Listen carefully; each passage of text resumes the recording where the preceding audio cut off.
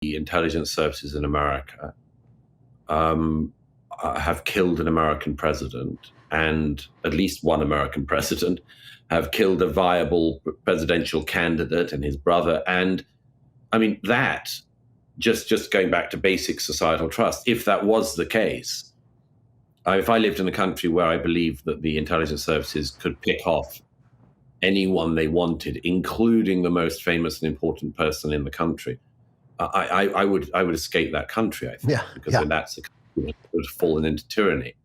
When blame becomes a game, no one stands for truth. From UN kangaroo courts to social media trolls, the world fixates on America and Israel while murderers roam free. As trust in institutions collapses and conspiracy fills the void, are you brave enough to defend your values when the mob turns on you? The courage to face reality is the line between civilization and chaos.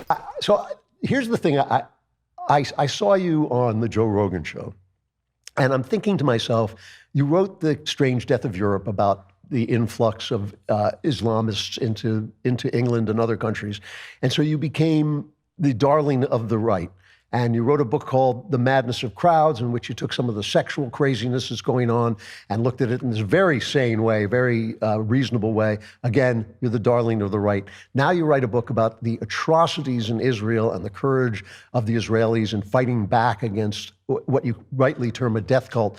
And suddenly, there are people on the right who are your worst enemy. What the hell is going on, in your opinion? First of all, I don't really want or need to be anyone's darling. If you had said to me, you are the darling of the citizens of Hampshire, if you said to me, the people of Tucson regard you as theirs. So whether I'm a darling of the right or the left or something, it doesn't appeal to me if it was the case, and so it wouldn't particularly bother me if it wasn't the case. I believe that the only job of a writer is to tell the truth as they see it, and hopefully people follow you and follow your line of thought and agree with you, and hopefully some people will change their minds. But it's sort of inevitable that if you do what we do and you believe that the pursuit of truth and the explanation of truth is, if that's your primary driver, then you can't be bothered by losing people here or there. And that's happened plenty of times in my career to date, which is now almost a quarter of a century. Not as long as yours, Andrew, but a quarter of a century is still some time. So I know also that things come and go. And it's also, I don't know if what you just described is true. I think I don't keep much of a track of who adores me and who doesn't, or who hates me and who doesn't. Because after all, if you followed that kind of thing, you wouldn't get your work done. And you'd be distracted and much more. And you'd also have the risk that so many podcasters in particular, but writers and others have had in our era, which is to say what your audience wants to hear. Yeah. And I quote the epigraph of On Democracies and Death Cults is a quote from one of my great heroes, Vasily Grossman, the great Soviet-era war reporter and novelist. I quote a passage from his searing, unbelievable account as the first journalist who went into Treblinka and who tried to piece together, and did piece together pretty well, what had gone on there. Truth warriors like Murray pay the price. Tribalists hate consistency. His blockbusters on Europe's migration crisis, the woke madness tearing us apart, and now Israel's fight against the death cult Hamas. Pure courage. But hypocrite right-wingers attack him for sticking to principles. Pathetic. After Hamas butchered 1,200 Israelis in 2023, why won't they stand firm? Got guts? Tell us your truth loyalty stories. And Grossman says there, he says something like, you might say, I'm paraphrasing this because I don't have it by heart, he says something like, you may ask, why write about these things? Why remember these things? He says it's the duty of the writer to tell these truths, and it's the duty of the citizen reader to learn them. And that's all I try to do. Well, then let me rephrase the question then and ask you this: Are you startled to have the people who made fun of the left's alignment with Islamism suddenly soft-soaping the actions of Iran and condemning Israel, a democratic country that respects human rights? I don't want to sound like somebody about 8 times my age, but nothing like that really surprises me. Okay. There are some things in this life that do still surprise me, thank God, because otherwise life would be boring. But I'm never surprised that people can fall into what you might describe as awaiting chasms. And there's a lot of awaiting chasms that exist in any society. The awaiting chasm of anti-Semitism is just anyone who knows anything about that knows that it can come from right or left. It can come from religious and non-religious. It can come from Muslims or Christians. It's not. There's nothing about that should be very surprising. I think the only thing that has surprised me a little in the last year and a half, has been a much bigger thing, actually, which is what I regard as being right-wing anti-Westernism. Right-wing anti-Semitism is just a part of it. Spineless leftists now sugarcoat Iran's regime, the same crowd who roasted Islamist alliances while foaming at the mouth over democratic Israel. Israel is condemned in 86% of UNHRC country-specific resolutions since 2006, but Iran executed 850 people in 2023. Far-right anti-Semitic bile? 90% of German hate posts spew from there. Is hypocrisy now Western dogma? Wake up! Who's next on the chopping block? I'd say, look, put it this way: you and I, and many people watching, will have grown up in, observed, diagnosed, railed against the sort of Chomskyite left view of the world. That's the sort of post-60s, you might say post-Vietnam, so it wasn't like it came from nowhere. But that view of the world, which was, you could get a best-selling book if you said America was responsible. And if you said, for instance, that a particular sect within Vietnam had significant responsibility, you just wouldn't get that big an audience, because who cares about internal Vietnamese politics? If you said, if you looked anywhere in the world, in the sort of Noam Chomsky view of the world and all his acolytes in the 60s, you could just look at anywhere in the world and somebody would say, why is this country immiserated? Or why is it suffering upheaval? Why is its citizenry trying to leave? Or why do they not have a higher standard of living? And the answer to everything would be, because America. Something we did. Now, I always said when that was coming from the left that this was wildly inadequate as an analysis. Of course, it's narcissistic. It's big, naturally, because nothing in the world can happen unless we in the West make it happen.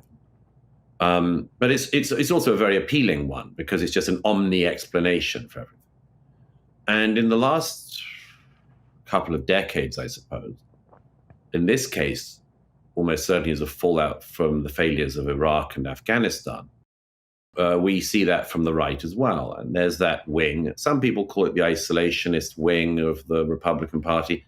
That's slightly inadequate. It's not quite isolationism. But these are also people who look at the world, and every problem in the world they see as being America's responsibility. Glorified blame America bingo. First Chomsky's left, now right-wingers chanting the same lazy gospel. Every global mess is Uncle Sam's fault. Never mind Vietnam's bloody post-war purges, up to 200,000 dead under communists, or refugee floods driven by Assad's barrel bombs, not CIA schemes. Across the aisle, this toxic narcissism's viral. America, damned if you do, damned if you don't. Seriously, who gets a pass? China. So the people, including some of the ones you've just mentioned, will say things like, we have caused X country to be a mess. And X country can be a country we have intervened in, for instance, like Afghanistan. Or it can be a country which we had minimal intervention in, like Syria. I mean, after the Syrian civil war kicked off, there were plenty of people who were keen that America should get involved militarily. American and Western intervention in Syria was minimal. The main intervening powers in Syria were Iran, Russia, Turkey. But if you were to say what we have in the region is a problem of Erdoganist expansionism, president of Turkey, that's kind of not a sexy subject. Who cares about internal Turkish politics? Whereas if you say we, America, the West, are responsible for Syria falling apart and falling into more than a decade of appalling bloodbath, you've got an immediate captive audience because there are other people who also want the West and America to be responsible for everything. I think this is as inadequate an argument when it comes from the right as when it has come and still does come from the left. I think it's a product of very low resolution thinking and people who have really not looked at this very seriously. And unfortunately now this is being whipped up with what I regard as being a fundamental, it's being whipped up in a fundamental trust vacuum, which the right understandably lives in, particularly since the era of Trump, the fundamental vacuum of trust in institutions, which is completely legitimate.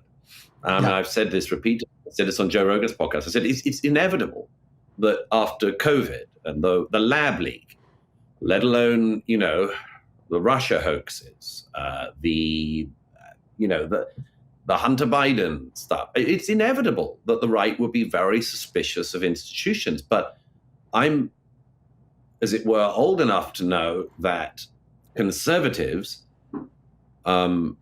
do have to, as part of their job, try to shore up the validity of institutions. And that isn't to say you give institutions that fail a free pass by any means. No one who's ever read my writing would think I do that.